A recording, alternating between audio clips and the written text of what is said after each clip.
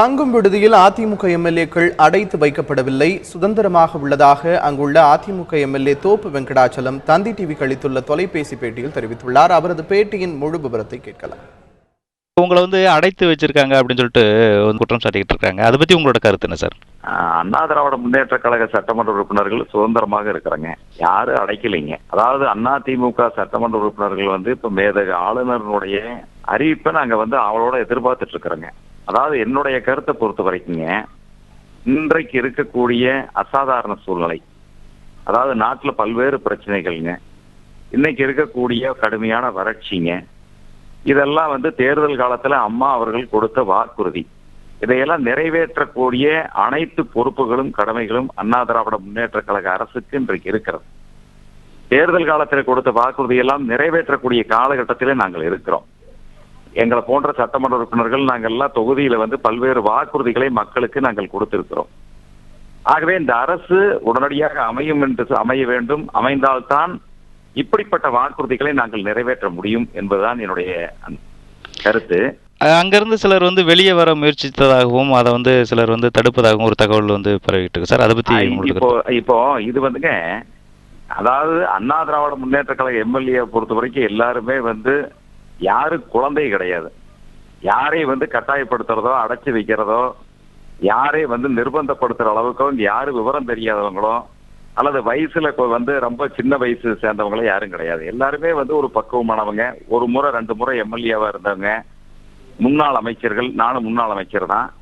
யாரும் எந்த விதமான நிர்பந்தம் கிடையாது. நாங்க ஒரு இடத்துல இருந்தா நாங்க டோட்டலா ஆளுநர் உடனடியாக வர சொன்னாங்கன்னா உடனே மிக சின்னமா அவருடைய தலைமையில் நாங்க போய் ஆளுநரை பாக்குறதுக்கு வசதியா இருக்குங்கிறதுக்காக தான் நாங்க ஒரு இடத்துல இருக்கிறோம் சார். அங்க டிவி எல்லாம் பாக்குறதுக்கு அனுமதிக்கிறதுல ஒரு சிலரை தவிர பெரும்பாலானோருக்கு செல்போன் எல்லாம் பயன்படுத்துறதுக்கு அனுமதி மறுக்கப்படுது அப்படின்ற ஒரு தகவல் பரவிட்டு இருக்கு சார். இப்ப கூட நாங்க உங்களுடைய தந்தி டிவி தான் பார்த்துட்டு போந்திருக்கிறேன். இதுல நீங்க ஜல்லிக்கட்டு போட்டி நேரடியா லைவ் பண்ணிட்டு இருக்கீங்க. நான் டிவிக்கு முன்னாலதான் போந்திருக்கிறோம். அதாவதுங்க, சொல்லக்கூடிய சில பத்திரிகைகள் கூட ரொம்ப தரக்குறைவா, அதாவது உண்மைக்கு மாறான தகவல் எழுதுறாங்க. அண்ணா திராவிட முன்னேற்ற கழகத்தை பொறுத்த வரைக்கும் இது ஆன்மீகத்துல நாட்டம் இருக்கக்கூடிய தொண்டர்கள் நிறைந்த இயக்கம் அதிமுக. இங்க யாரையும் அடைத்து வைக்கலீங்க, எல்லாருமே சுதந்திரமா தான் இருக்கிறோம். மீண்டும் நாங்க உள்ளாட்சி தேர்தலை சந்திக்கணும். நாடாளுமன்ற தேர்தல் இன்னும் 2 ஆண்டுகள் நாடாளுமன்ற தேர்தல் வரப்போகுது. அதற்குள் நாங்க கொடுத்த வாக்குறுதியெல்லாம் நிறைவேற்றி மக்கள் மத்தியில மீண்டும் அந்த அதிமுக கொடுத்த வாக்குறுதிகள் நிறைவேற்றக்கூடிய ஒரு இயக்கம் என்கிற ஒரு சிறப்பை நாங்கள் தக்க வைக்க வேண்டும். மாற்று கருத்துக்கள் இருக்கலாம். ஒரு முறை வாய்ப்பு கொடுக்கட்டும் மக்கள்.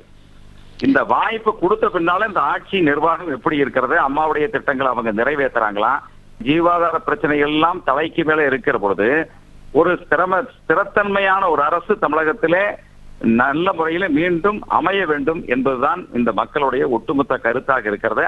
அந்த ஸ்திரத்தன்மையான அரசை அண்ணா திராவிட முன்னேற்ற கழகம் மரியாதைக்குரிய சின்னம்மாருடைய தலைமையில கட்டாயம் அமைந்து மக்களுடைய விருப்பங்களை நிறைவேற்றி இந்த அரசு மக்கள் மத்தியில நல்ல பெயர் எடுக்கும் என்பதுதான் என்னை போன்ற அண்ணா திராவிட முன்னேற்ற கழகத்தினுடைய சட்டமன்ற உறுப்பினர்கள் மட்டுமல்ல தொண்டர்களுடைய உணர்வும் கடமையும் இதுதான் என்பதை நான் தெரிவித்துக் கொள்கிறேன். இங்க உள்ளவங்க ட்ரெஸ் கூட எடுத்துட்டு போகலாம். அவங்க ஒரே ஒரு ட்ரெஸ்ஸோட போனாங்க, அவங்களை அங்கேயே வச்சிருக்காங்க அப்படிங்கிற மாதிரி கோர்ட்ல மென்ஷன் பண்ணும்போது சுட்டி காட்டியிருக்காங்க. சார், உங்களுக்கு அங்க எந்த மாதிரியான வசதிகள் செய்யப்பட்டிருக்கு? நீங்க அங்க கம்ஃபர்டபுளா இருக்கிறீங்களா? அதை பத்தி உங்களோட கருத்து. இங்க யாரு ட்ரெஸ் எடுத்துட்டு போகல, எங்களுக்கு ட்ரெஸ் இல்லைன்னு சொன்னவங்க யாராவது இருக்காங்களா? எந்த சட்டமன்ற உறுப்பினர் எங்களுக்கு ட்ரெஸ் இல்லை, இங்க எங்களுக்கு சரியான வசதி இல்லைன்னு சொல்லி யாராவது சட்டமன்ற உறுப்பினர்கள் யாராவது அல்லது தந்தி தொலைக்காட்சிக்கோ அல்லது வேறு தொலைக்காட்சிக்கோ ஊடகங்களுக்கோ ஏதாவது குற்றச்சாட்டை சொல்லி இருக்காங்களா? வெளியில இருந்து அவங்களா ஜோடிக்கப்பட்ட குற்றச்சாட்டுகள். அதாவது அதிமுக உறுப்பினர் ட்ரெஸ் எடுத்துட்டு போகல, அவங்களுக்கு மிகப்பெரிய வசதிகள் செய்து கொடுத்திருக்காங்க, உள்ள மிகப்பெரிய சொகுசான வாழ்க்கை இருக்காங்க, அப்படியெல்லாம் கிடையாதுங்க. அதிமுக சட்டமன்ற உறுப்பினர் பொறுத்த வரைக்கும் சாதாரண விவசாய குடும்பத்திலிருந்து வந்தவனுங்க. நாங்க ஒரு நாள் 2 நாள் சொகுசான வாழ்க்கை வாழ்ந்துட்டு போறதுல எங்களுக்கு எல்லாம் அதுல எந்த விதமான அண்ணா திராவிட முன்னேற்ற கழக எம்எல்ஏ அப்படிப்பட்டவங்க யாருமே கிடையாதுங்க. சொகுசு வாழ்க்கையை வாழக்கூடிய அளவுக்கு ஒரு மிட்டாபராசுகளோ பட்டக்கார பாளையக்கார கிடையாதுங்க. இது சாதாரண தொண்டர்களோடு தொண்டர்களாக இருந்தவர்களைத்தான் புரட்சி தலைவி அம்மா அவர்கள் இன்றைக்கு சட்டமன்ற உறுப்பினர்களாக இன்றைக்கு கொண்டு வந்திருக்கிறார்கள். ஆகவே அப்படிப்பட்டவர்கள் இன்றைக்கு நாங்கள் எல்லாம் தினந்தோறும் இறைவனை வேண்டிக் கொண்டிருக்கிறோம். மேதக ஆளுநர் எப்பொழுது அழைப்பு விடுப்பார் என்று நாங்கள் தொலைக்காட்சியின் முன்னாலே ஆவலோடு எதிர்பார்த்து கொண்டுதான் அமர்ந்திருக்கிறோம். இதுதான் உண்மை.